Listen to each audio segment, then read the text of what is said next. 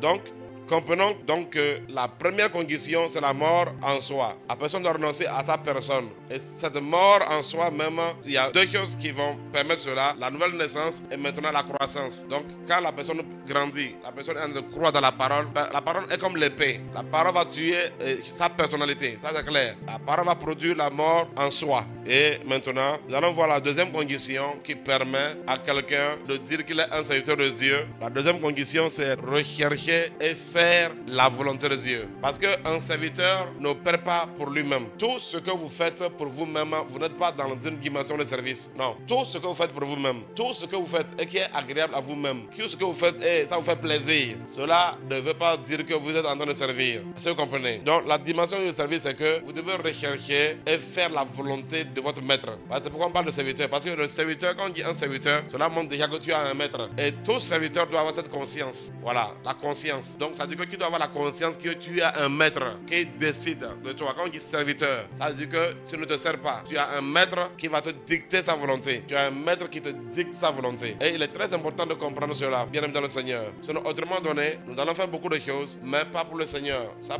peut sembler bien. Donc du coup, il faut rechercher et faire la volonté de Dieu. Donc ça, c'est une caractéristique d'un serviteur de Dieu.